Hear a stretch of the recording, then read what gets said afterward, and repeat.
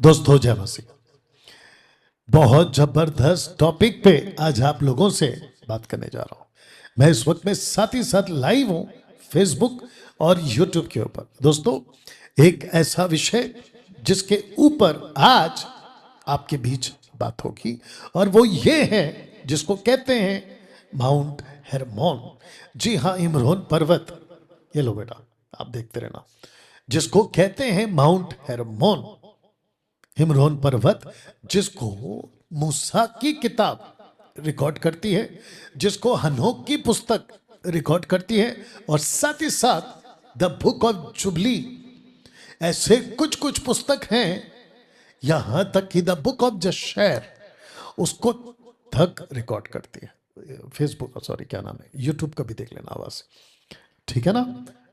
इन सब पुस्तकों को आपके जो ऑफिशियल कैनन है, यानी कि द प्रोटेस्टेंट बाइबल, उसमें नहीं डाला गया है, बट कैथलिक बाइबल में, इथोपियन बाइबल में, और साथ ही साथ जो सेपरेट बुक्स हैं जिसका जिक्र मैंने किया, उन सब किताबों में आपको माउंट हेरमोन का जिक्र मिल जाएगा।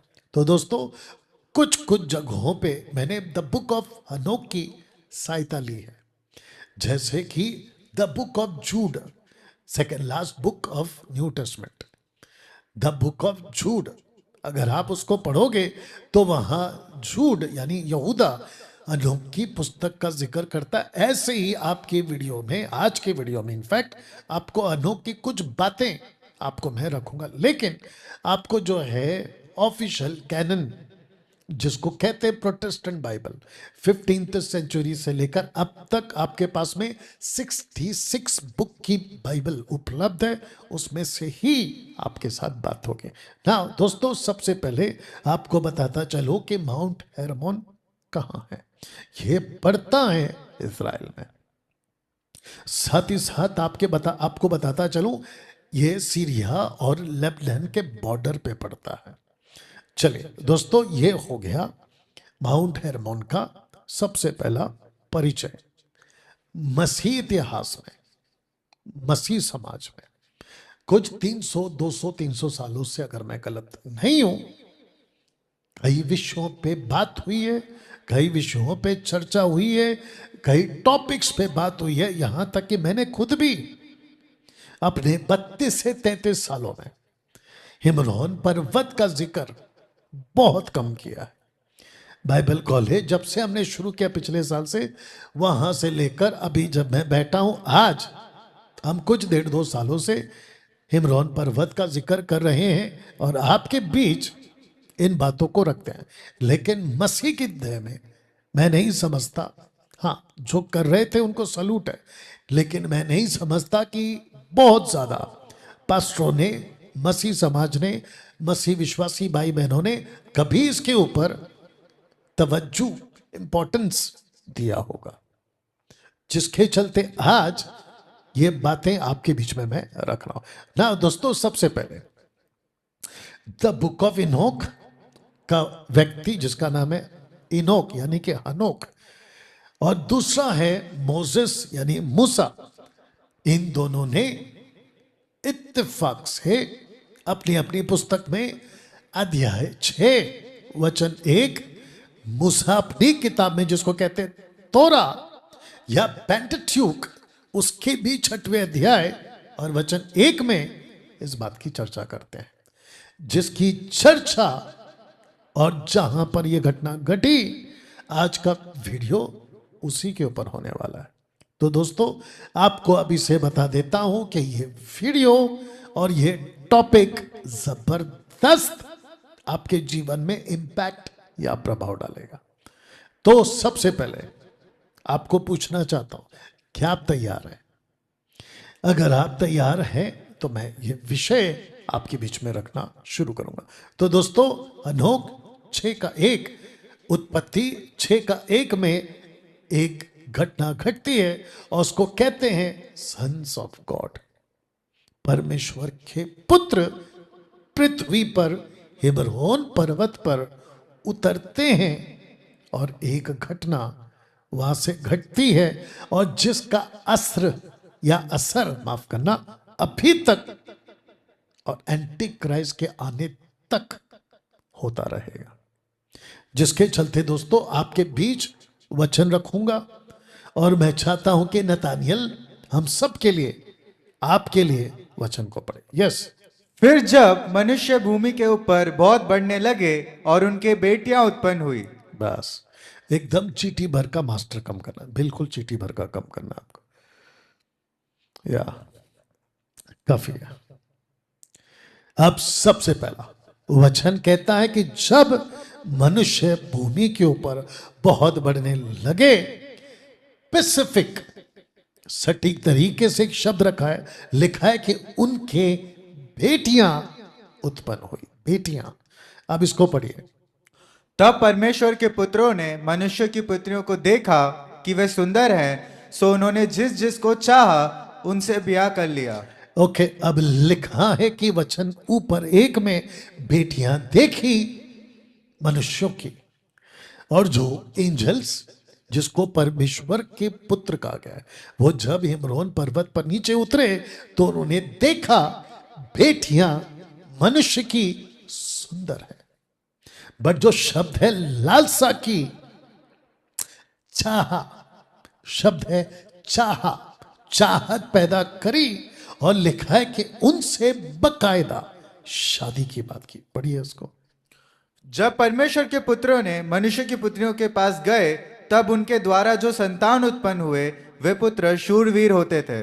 ओके, अब प्रश्न उठता है कि परमेश्वर के पुत्र मनुष्यों के पुत्रियों के पास गए तो लिखा है कि उन दोनों के क्या, जिसको कहते हैं कि आपस में मिलने से जो बच्चे पैदा हुए वो शूरवीर थे, और जिसके चलते इंग्लिश में शब्द आया है रिनाउंड, जिसका मतलब होता है, अर्थ होता है हाईली रिस्पेक्टेड, हाईली रिस्पेक्टेड, बहुत ऊंचा सम्मान।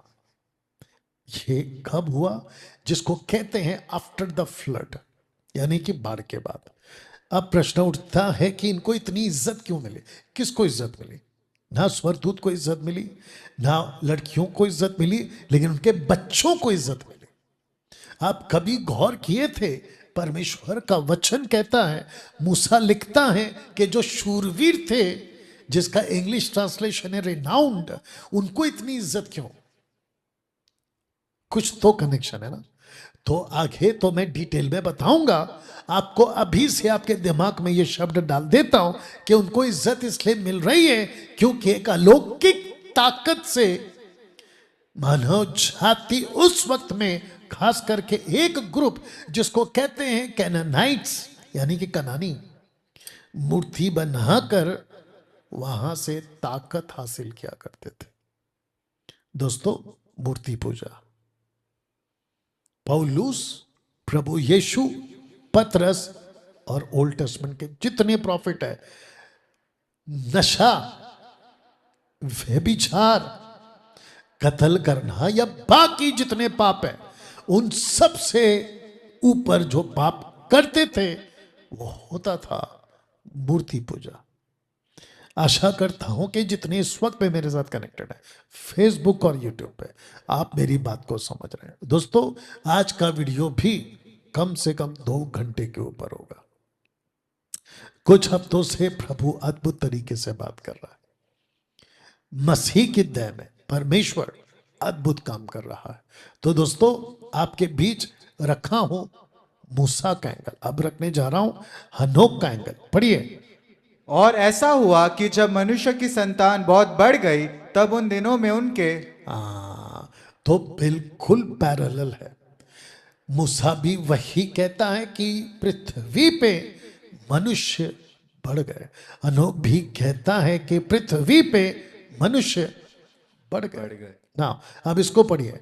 सुंदर बेटियां उत्पन्न हुई और स्वर्गदूतों ने जो स्वर्ग के संतान थे उनको देखा और उनकी लालसा की और एक दूसरे से कहा, आओ हम मनुष्य में से अपने लिए पत्नियां चुन ले।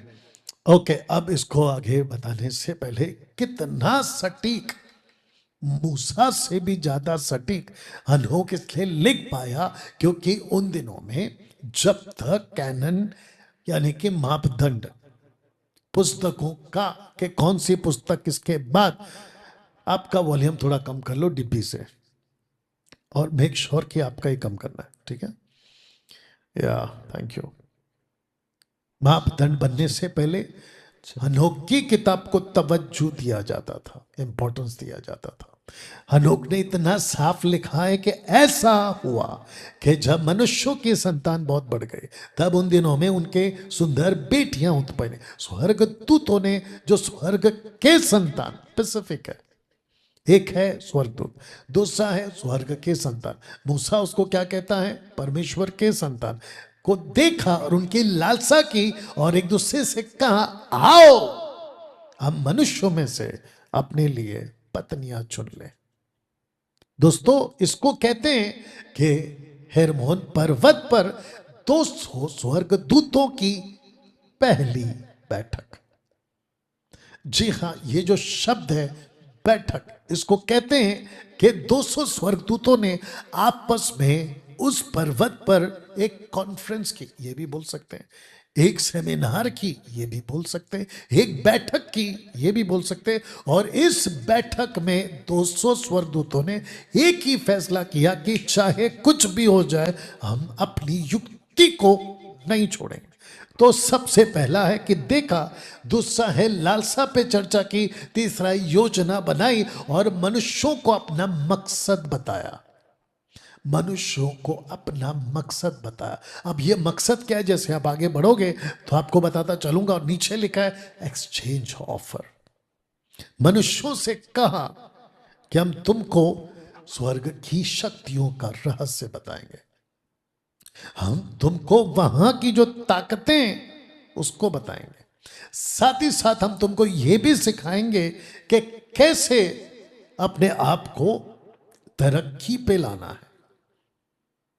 आप चांद पे कैसे जा सकते हैं, आप आकाशगंगा में कैसे जा सकते हैं, आप सूरज को साइंटिफिकली कैसे स्टडी कर सकते हैं, आप तारों को फ्यूचर कैसे देख सकते हैं, साथ ही साथ वेपन्स, और फिर दुनिया भर के जितने भी आज महिलाओं के जो फैशन के इक्विपमेंट्स है या फिर यंत्र हैं, या वो जो भी करती हैं, वो सब कैसे तुम सुंदर और बन सकती हो, इस पृथ्वी पर जादू कैसे कर सकते हैं, इस पृथ्वी पर जादू टोना से कैसे बच सकते हैं, आप कैसे वेपन्स को बना सकते हैं, इन सब का रहस्य हम तुमको सिखाएंगे। बस बदले में हमको तुम्हारी बेटियां दे दो। इसको कहते हैं कि 200 स्वर्गदूतों की हेमरोन पर्वत पर एक जबरदस्त बैठक। हाँ दोस्तों, आइए इसको पढ़ते हैं। यस बेटा। कि इस युक्ति को ना छोड़े परंतु यही काम करे। फिर उन सब ने एक साथ शपथ खाई और उस पर परस्पर दोष लगाकर अपने आप को बांध लिया। ओके, ये जो शब्द है बांध लिया, इसको कहते हैं कि चाहे कुछ भी हो जाए, हम कहां से आए हैं यानी स्वर्ग से, उसको हम त्यागने को तैयार है। हमारे पास में जो अलौकिक बॉडी है स्वर्गदूतों की, जिसको कहते हैं स्पिरिट बीइंग्स और एंजेलिक बीइंग्स, उसको हम त्यागने को तैयार हैं। और साथ ही साथ हम क्या करेंगे? परमेश्वर के साथ बगावत करेंगे, उसके खिलाफ जाएंगे। बेटा यूट्यूब पे मेरे को सुनने जैसा आवाज रखो, मेरे को पता होना चाहिए। जिसके चलते बगावत करेंगे इन सब को लेकर। आवाज रखो ना बेटा, फुल करो। हाँ बस, फिनिश। चेक करने के लिए बोला बेटा। बगावत करेंगे, जिसके चलते बैठक आप देख सकते हैं कि मैंने वहां पे डाल दिया हूं आपको समझने के लिए कि हिमरोन पर्वत पर एक जबरदस्त बैठक हुई थी। अब इसको पढ़ते हैं, पढ़िए। और वे सब मिलाकर 200 थे। और रुको, वो मिलाकर 200 थे जो जेरेड उत्पत्ति 5:15 में जो 6th जनरेशन है आदम का, उन दिनों में ये लोग नीचे आए थे। और लिखा है कि हिमरोन पर्वत पर के शिखर पर उतरे और उन्होंने इसे हेर्मोन पर्वत कहा क्योंकि उन्होंने शपथ खाई थी। वापस पढ़िए लास्ट का लाइन, क्योंकि उन्होंने शपथ खाई थी। इन्होंने शपथ खाई थी, इन्होंने कसम खाया था। और प्रभु क्या कहते हैं कि पृथ्वी पर की, स्वर्ग पर की, यहां तक कि अपने सर तक की कसम नहीं खाना। आपका माइक बंद कर लेना जब यूज ना हो, नहीं तो बूम बूम करते रहेगा। कसम नहीं खाना, लेकिन इन्होंने खुद को कहा चाहे कुछ भी हो जाए हम इस युक्ति को नहीं छोड़ेंगे। अब इसको पढ़िए, इस पर परस्पर दोषारोपण करके अपने आप को बांध लिया था। अब देखिए, बांध लिया कम से कम 2 बार आ गया है। इसको कहते हैं कि इन्होंने बहुत होशो आवाज में, जिसको कहते हैं कि बड़ी सूझबूझ के साथ इन्होंने कहा कि हम पाप करेंगे। अब इसको बोलते बोलते आपके बीच में आपसे बात करता हूं, क्या कहीं आप भी ऐसे ही तो नहीं कर रहे? चाहे कितना भी पास्टर प्रचार करे पाप के ऊपर, व्यभिचार के ऊपर, मूर्ति पूजा के ऊपर, सांसारिक जीवन के ऊपर, चाहे कितना भी पास्टर प्रचार करे मैं नहीं सुधरूंगा, नहीं सुधरूंगा, नहीं सुधरूंगा, कहीं आपने भी ऐसा तो नहीं कर लिया? क्या हुआ?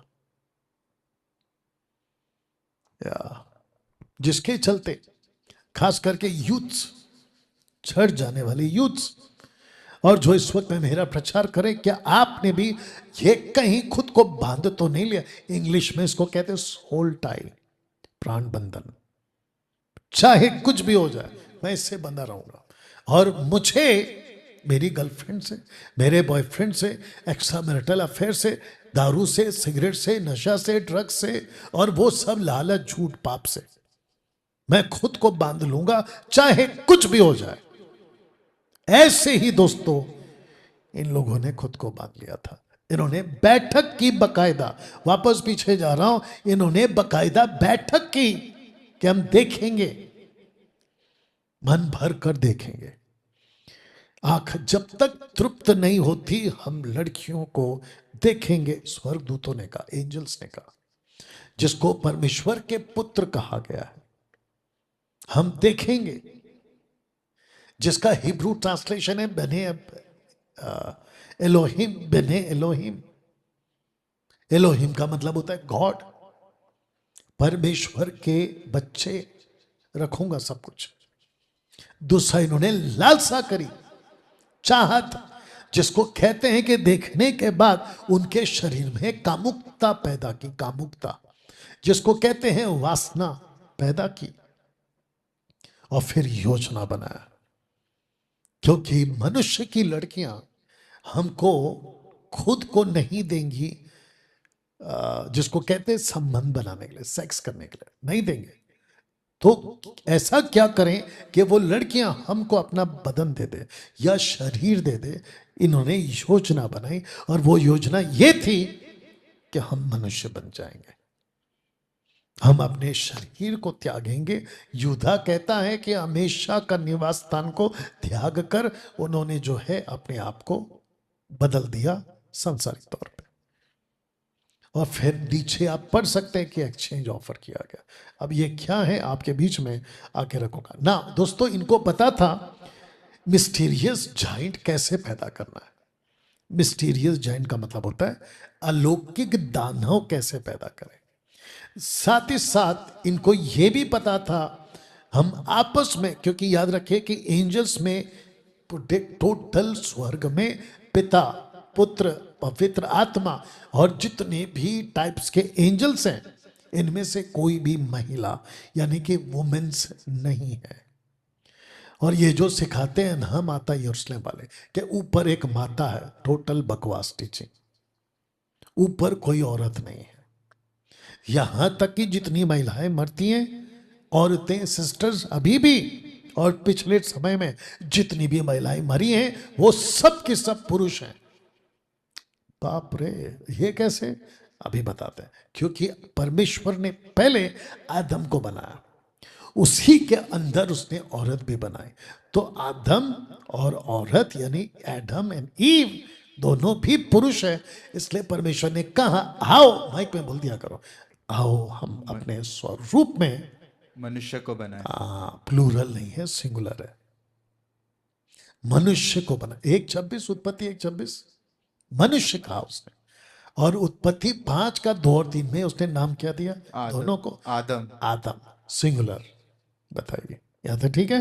तो इनको पता था, माइक बंद करो, इनको पता था इनको पता था कि बच्चे अगर आएंगे तो औरत से ही आएंगे। तो जिसके चलते दोस्तों पढ़िए उसको, जिसके चलते मलाकी 2 का 15 में क्या लिखा है, परमेश्वर योग्य संतान चाहता है। पढ़िए। क्या उसने एक ही को नहीं बनाया? ओके, तो पुरुष हो या स्त्री हो, पुरुष के लिए स्त्री, स्त्री के लिए पुरुष, एक ही को बनाया, जबकि और आत्मा उसके पास थी। अब यहां पे आत्मा शब्द है, ना तो पुरुष ना तो स्त्री, आत्मा शब्द है। ऐसा क्यों?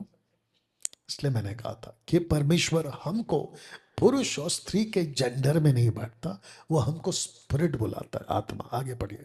और एक ही को क्यों बनाया? एक सेकेंड, उसने एक ही को क्यों बनाया? Question mark. एक ही को क्यों बनाया मतलब एक ही टाइप का क्यों बना, यानी ह्यूमन औरत एक ही टाइप का क्यों बना? अब पढ़ो।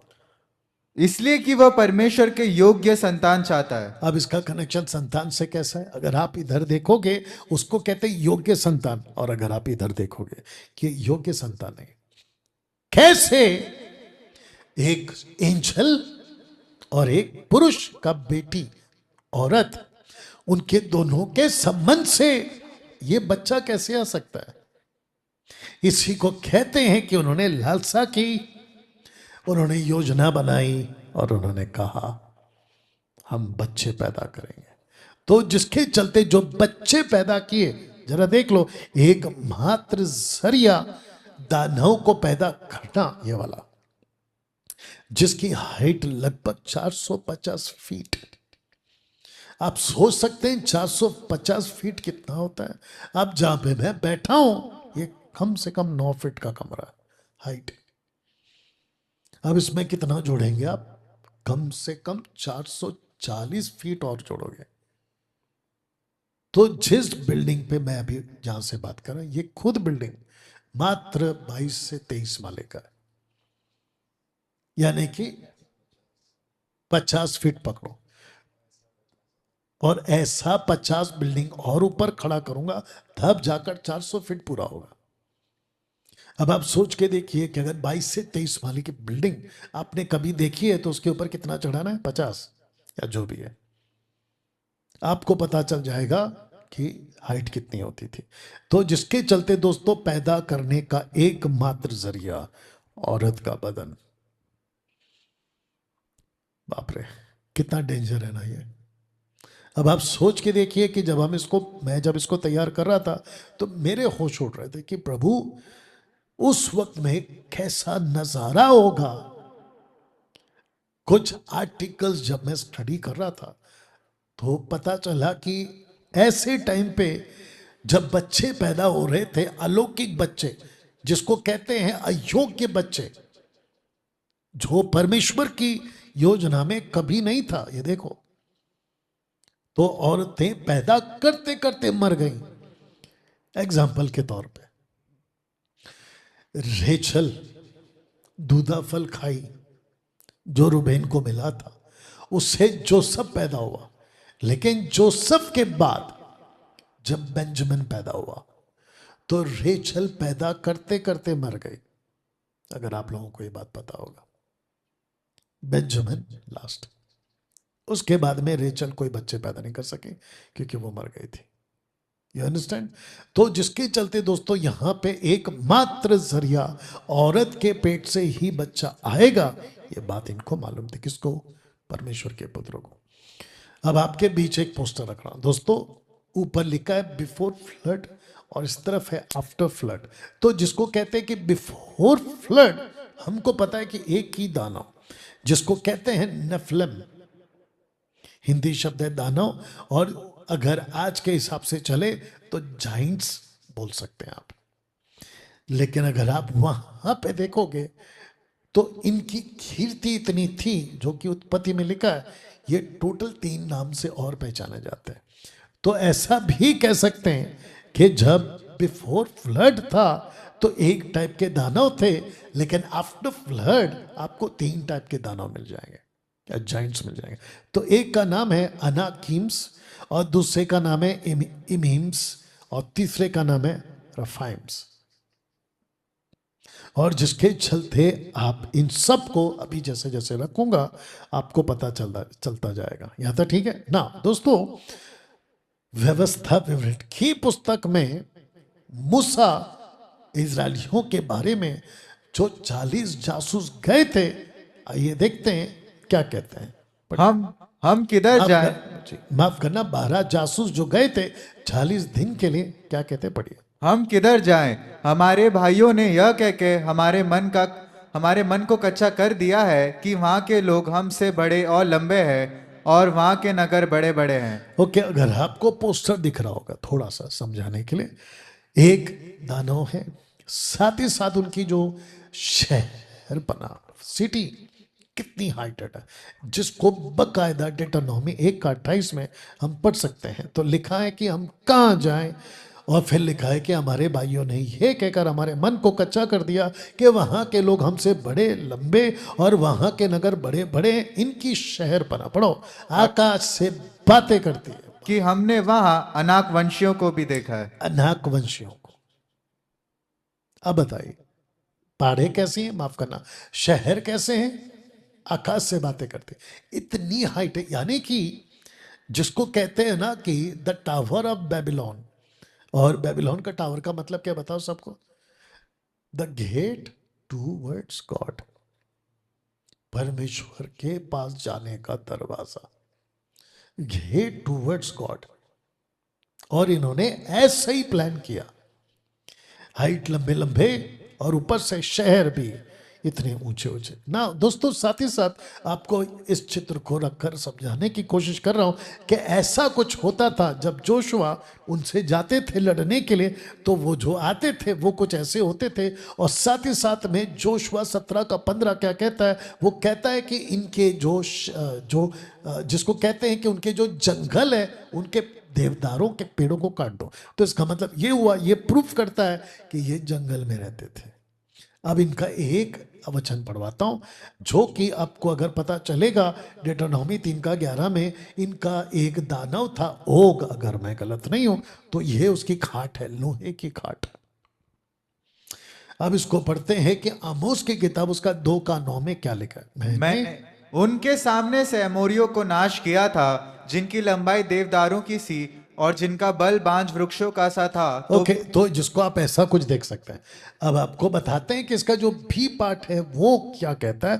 तो भी मैंने ऊपर से उसके फल और नीचे से उसकी जड़ नाश की। हाँ, तो आमोस 2:9 पढ़कर लगता है कि जो जाइंट्स थे वो चाहे कोई भी क्यों ना हो, जैसा कि आपके बीच में मैंने ये नाम रखा, वो चाहे अनाकीम्स हो, एमिम्स हो या रफाइम्स हो, इनमें से किसी को भी आमोस कहता है कि उसके बाद में नहीं देखा। क्यों?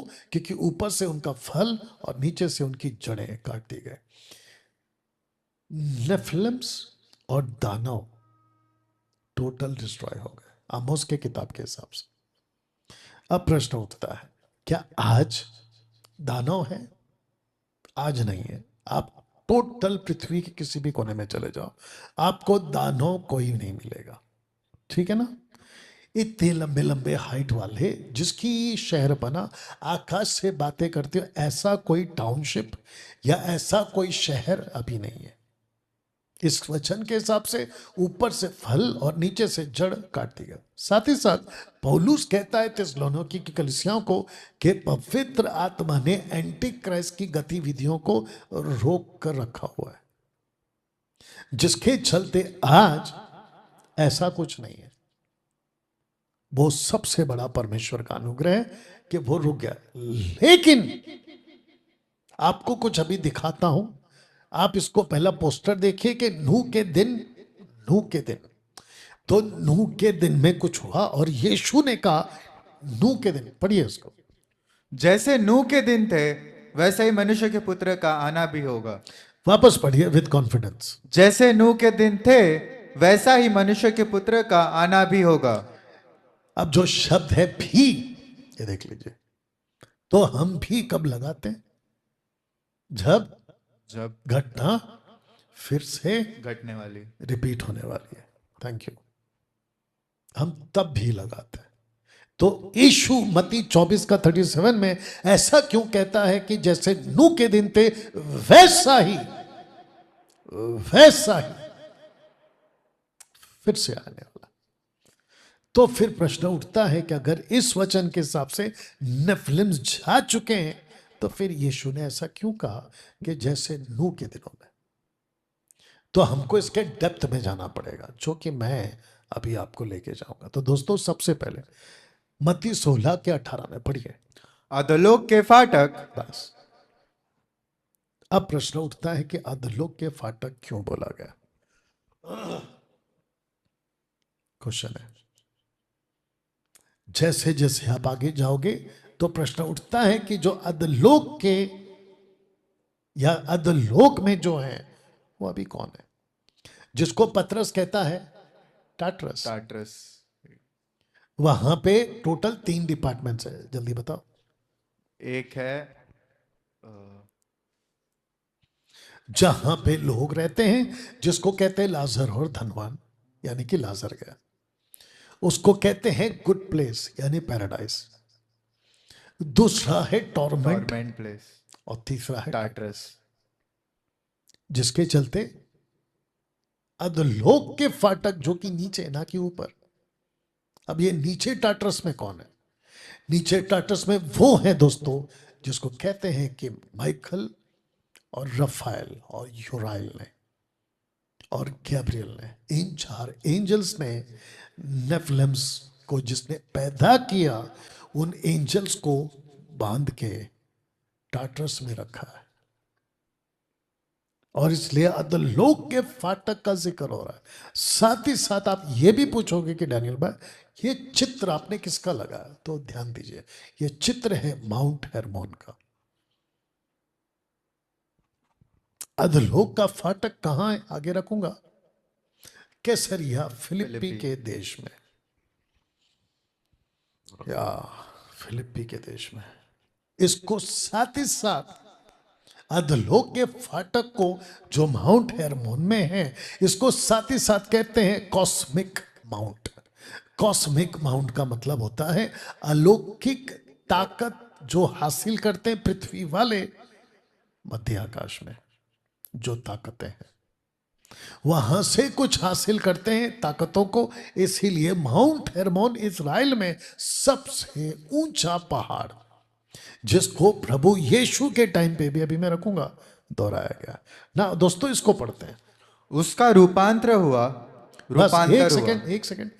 वचन 17 का 2 कहता है, मत्ती 17 का 2 में उसका रूपांतरण हुआ, यानी कि ट्रांसफिग्रेशन, रूपांतरित हुआ या रूपांतरित। प्रश्न उठता है कहां हुआ? तो अगर आप पूछोगे लूका, मत्ती, माफ करना, मत्ती का 16 में माउंट हेरमोन पे, माउंट हेरमोन में ही अगला चैप्टर कहता है कि उसका रूपांतरित हुआ। अब आप में से कोई पूछ सकते कि कौन से पहाड़ पे, तो उसका प्रूफ है नीचे 17 का 9, जब वे पहाड़ से उतरे। कौन सा पहाड़? वही पहाड़, ये वही पहाड़ है ना। दोस्तों, जितने पास्टर्स एंड बाइबल टीचर्स हैं, आप जानते हैं कि पूरे बाइबल के अंदर एक ऐसा ईश्वर है जिसको कहते हैं बाल, BAAL, बाल। आइए देखते हैं कि बाल का कनेक्शन हिमरोन पर्वत से कैसे। ओके, पढ़िए, बी स्ट्रॉन्ग। बाल हेरमोन नाम पहाड़ से लेकर, बस, आगे कुछ नहीं है ना।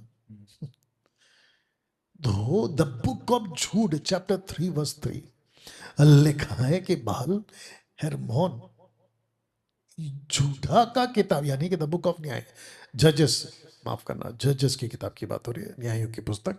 वो ऐसा क्यों कहता है कि बाल को एमरोन, यानी बाल एमरोन पर्वत क्यों कहा उसने? तो इसका मतलब ये हुआ कि जब बाइबल की इतिहास आगे बढ़ी, नूह के बाद, आफ्टर द फ्लड, जब पॉपुलेशन आगे बढ़ा, तो हम ये साथ में पाते हैं कि जो हिमरोन पर्वत है वो जुड़ गया एक ऐसे देवता के साथ जिसका नाम है बाल। और दिक्कत की बात यह है कि इसको वर्शिप करने वाले कोई और नहीं, इजराइलाइट्स, यानी कि इजरायली ना। प्रश्न उठता है कि बाल और जज़ाबेल का कनेक्शन क्या है? आपके बीच में रखते हैं। पढ़िए।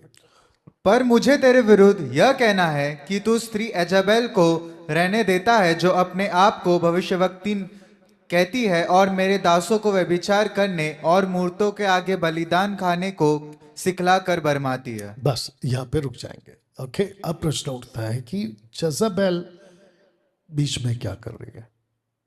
जज़ाबेल का कनेक्शन बाल के साथ कैसे? क्योंकि इसका जो पिताजी अभी रखूंगा वो इसी का आराधना करता था। किसका? बाल का। इसके घर पे मंदिर था, इसके घर पे देवता थे बाल के, और साथ ही साथ में 450 पुजारी, 450 प्रीस्ट बाल के, ये सब कुछ होता था। अब प्रश्न उठता है कि ये जो स्टेटमेंट है ये कौन दे रहा है? ये स्टेटमेंट दे रहा है जीसस। क्या हुआ? क्या हो गया? क्या हुआ? हाँ, इट्स ओके, इट्स ओके। ये स्टेटमेंट कौन दे रहा है? ये स्टेटमेंट दे रहा है जीसस। आइए इसको फिर से पढ़ते हैं। पर मुझे तेरे विरुद्ध ये कहना, याद रखो कलीसिया को कह रहा है कि तू उस स्त्री एजेबेल को रहने देता है जो अपने आप को भविष्य दक्तन कहती है। अब आपको पता है कि ये कौन सी भविष्य दक्तन है? बाल की। मिनिस्ट्री कहां कर रही थी? इज़राइल में। किसको वो उल्लू बनाती थी? परमेश्वर के लोगों को। आज भी ऐसे ही हो रहा है। ऐसे मार्केट में, खास करके मेगा चर्चेस में, ऐसे कितने प्रॉफिट्स बनकर बैठे जो जज़ेबेल के स्पिरिट में काम कर रहे हैं। तो लिखा है कि मेरे दासों को एक व्यभिचार करना सिखाती है, दूसरा मूर्तों के आगे के बलिदान खाने को सिखलाकर बर्बाद। मूर्तों के आगे कौन सा बलिदान होता था उन दिनों में? बच्चों का। एक बाल, दूसरा किमोश, उसके बाद एश्तोरेत, और फिर मोलेक। ह्यूमन सैक्रिफाइस आज भी होता है। और उसके बलि को खाओ, उसको खाने से तुमको सुपरनैचुरल को ताकत आएगी। साउथ अफ्रीका में भारत के कई पास्टर्स वहां जाकर, बड़ी बड़ी मेगा चर्च वाले जाके अपनी आत्मा को बेच के आते हैं और ऐसी कुछ गतिविधियों में लिप्त है। बताइए कितना खतरनाक युग अभी पीक पर चल रहा है, जिसकी कल्पना तक नहीं की जा सकती। तो प्रश्न उठता है कि बाल और जज़ेबेल का कनेक्शन क्यों है? क्योंकि जज़ेबेल दो चीज कराती थी इस्राएलियों से, एक है व्यभिचार और दूसरा है मूर्तों की पूजा, और उसके बलिदान खाओ। मूर्तों के बलिदान से तुम्हारा कुछ फायदा होगा, अलौकिक ताकत मिलेगी, इसके चलते उल्लू बनाती थी ना। दोस्तों, अब प्रश्न उठता है कि हेरमोन, बाल और जज़ेबेल का कनेक्शन क्या? आइए पढ़ते हैं। सिदोनियों के राजा एतबाल की बेटी। एक सेकंड, कौन सी? सिदोनियों। नहीं, नाम क्या? एतबाल। एतबाल। तो बाप का नाम क्या है? एतबाल। तो एतबाल, बाप इतना ज्यादा लिप्त था इस बाल के पूजा में कि उसने खुद का नाम एतबाल। आगे पढ़ो। कि बेटी एजाबेल को ब्याह कर। बेटी तक के नाम में बैल मिल जाएगा। एजबेल, एतबाल, एजबेल। बताओ, जज़ेबेल को ब्याह कर, पढ़ो, बाल देवता की उपासना की और उसको दंडवत किया। किसने? आहाब ने। Ahab, the most corrupted king of Israelites, divided nation, northern kingdom. बताइए, अब इसको पढ़िए। एजाबेल यहोवा के नबियों को नाश करती थी। ये किसने कहा है? एलीशा के टाइम पे। अब इसको पढ़े, माफ करना, एलिया के टाइम पे। बाल के नबी 450 मनुष्य। अब रेवलेशन में क्या लिखा है? एजबेल को रहने देता है जो अपने आप को भविष्यद्वक्तन कहती है। इसको कहते हैं कि ऐसी ताकत के साथ उस वक्त में जो बाल की पूजा करते हैं वो ऐसे ताकत के साथ में काम कर रहे हैं ना। दोस्तों, प्रश्न उठता है, इन Jesus time upon this rock, Jesus ने क्या कहा था? पढ़ते हैं। तो एक है हेरमोन रॉक और दूसरा है जीसस रॉक। तो यहां पे दो पत्थर है।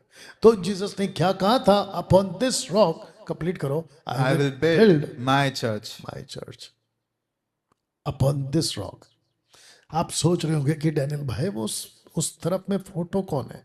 इसको कहते हैं पैन गॉड, यानी कि आधा इंसान और आधा जानवर। अगर आपको याद होगा कि अनोख के दिनों में जो एंजल्स आए थे और जो नेफिलिम्स पैदा हुए थे, उन्होंने जानवरों को नाश किया था, डिफाइल किया था। अब वो किस एंगल तक गए थे हमारे पास उसका कोई रिकॉर्ड नहीं। तब जाकर ये भी आपका मान्यता है उन दिनों में, यीशु के टाइम पे पैन गॉड के नाम से, हिस्ट्री में चेक करिए मिल जाएगा। तो इसको कहते हैं कि upon this rock and Jesus himself is a rock. पढ़िए। क्योंकि जैसी हमारी चट्टान है वैसी उनकी चट्टान नहीं है। हाँ, तो यहाँ पे कितने टाइप के चट्टान हो गए? तो एक है हमारी चट्टान और दूसरे है उनकी चट्टान। तो कहावत थी वहां पे कि वहां पे कुछ चट्टान ऐसी हैं जिसको कहते हैं पैन गॉड। दूसरा, मुझे छोड़ कोई चट्टान नहीं, मैं किसी और को नहीं जानता। तो इसका मतलब ये हुआ कि यशायाह कहता है परमेश्वर के पियाफ में, मुझे छोड़ कोई और चट्टान नहीं, मैं किसी दूसरे को नहीं जानता। अब दोस्तों प्रश्न उठता है